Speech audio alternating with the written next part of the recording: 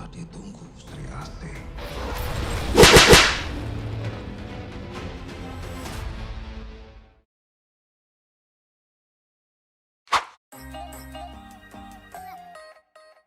Halo pemburu film, welcome back to Lord Film Commentary. Kali ini saya akan berbagi pengalaman menonton Sri Asih di bioskop November kemarin.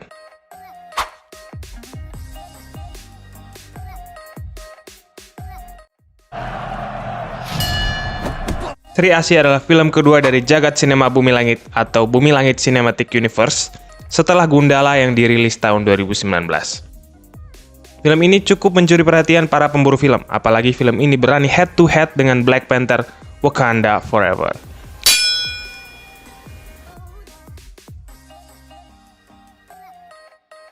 November kemarin saya cukup dilema apakah harus menonton Sri Asih atau Black Panther. Namun karena kecintaan saya dengan Gundala, akhirnya saya memutuskan untuk menonton Sri Asih.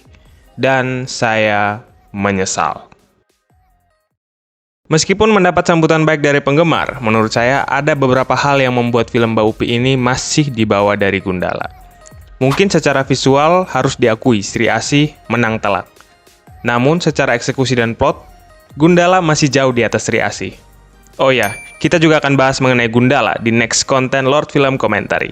Karena itu, jangan lupa tekan tombol subscribe-nya supaya kamu gak ketinggalan. Saya kasih waktu 3 detik. 1, 2, 3. Sudah? Kalau sudah, makasih. Dan kita intro.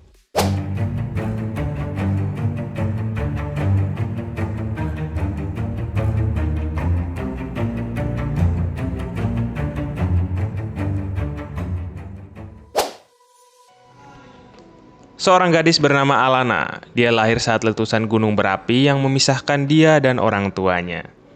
Dia kemudian diadopsi oleh seorang wanita kaya yang berusaha membantunya menjalani kehidupan normal. Alana tidak mengerti mengapa dia selalu dikuasai oleh kemarahan, tapi dia selalu berusaha untuk melawannya. Namun saat dewasa, Alana menemukan kebenaran tentang asalnya, bahwa dia bukan manusia biasa. Dia bisa menjadi kebaikan untuk kehidupan atau menjadi kehancuran bila ia tidak dapat mengendalikan amarahnya. Bisa dibilang Sri Asih ini adalah Wonder Woman versi Indonesia. Secara kasat mata saja, mereka sudah mirip. Cara bertarung, bahkan sampai cara mereka menangkis peluru juga sama. Film Sri Asih memiliki visual yang cukup memanjakan mata.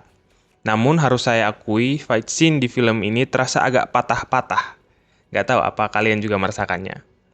Fight scene terbaik di film ini berada di end fight film ini. Akting Pevita Pierce juga sangat mendukung. Dari awal kemunculannya di Gundala, rasanya memang karakter ini bakal melekat di Pevita Pierce. Karena film ini, kemarin saya menonton ulang Wonder Woman, dan saya mencoba membandingkan kedua film tersebut.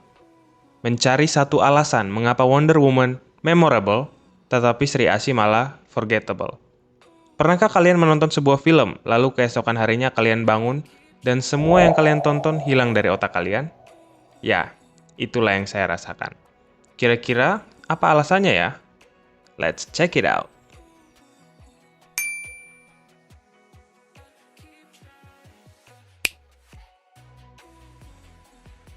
Sri Asih mengambil konsep The Chosen One, yakni jenis superhero yang terpilih atau lahir dengan kekuatan supernya. Artinya konsep ini menitik beratkan pada pengendalian kekuatan dan juga pencarian jati diri dan juga penerimaan sang superhero di lingkungannya. Tidak banyak yang memakai konsep ini. Sebut saja Superman, Wonder Woman, Thor, dan seterusnya. Tidak demikian dengan konsep superhero from zero to hero. Artinya, menjadi superhero adalah pilihan dari diri sendiri. Biasanya, ceritanya akan lebih relatable dengan penonton. Karena, ya, kita semua manusia biasa yang ingin mendapat kekuatan super untuk bisa mengatasi masalah-masalah yang kita hadapi.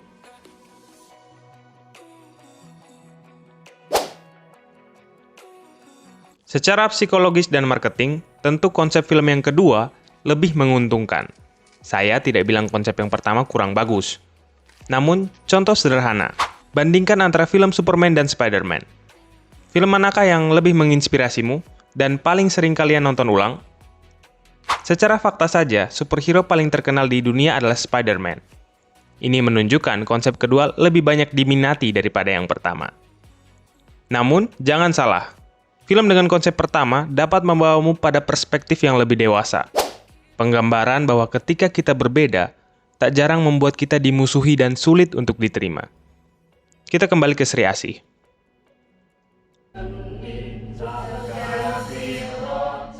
Alana adalah titisan dari Dewi Asih yang menjaga perdamaian di bumi sejak bumi tercipta.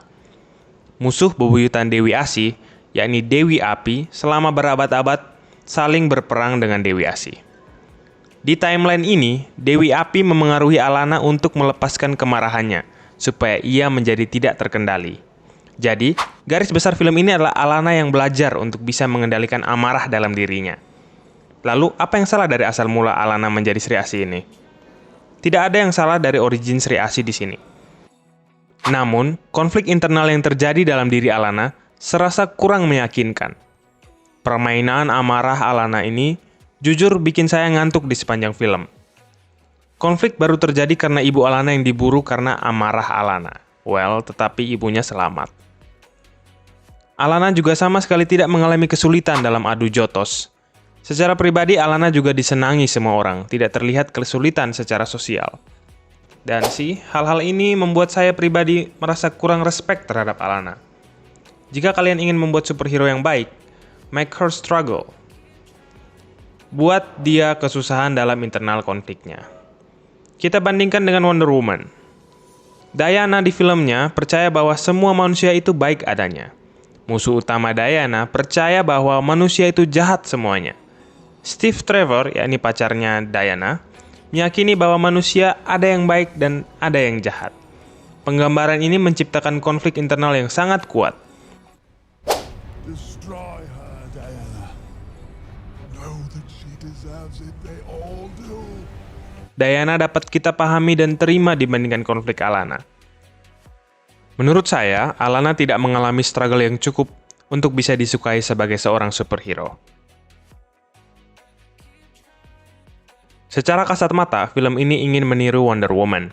Namun secara isi, film ini malah seperti Captain Marvel. It is blunt and maybe I can say pointless. Ya, perjalanan Alana masih panjang. Namun film pertamanya ini kurang begitu clear bagi saya. Menurut saya, film superhero itu harus menginspirasi dan harus membuat kita respect terhadap sang protagonis. Origin dari hero harusnya membawa kita mengikuti, bersimpati terhadap sang superhero. Dan saya tidak menemukannya di Sri Asih. Ya, bagaimanapun ini hanya opini saya. BCU terus berlanjut dan kita patut mengapresiasi setiap karya anak bangsa. Karena itu, yuk kita berdiskusi di kolom komentar. Sekian dulu Lord Film Komentari hari ini, kita ketemu lagi minggu depan. Hit subscribe button please, thank you.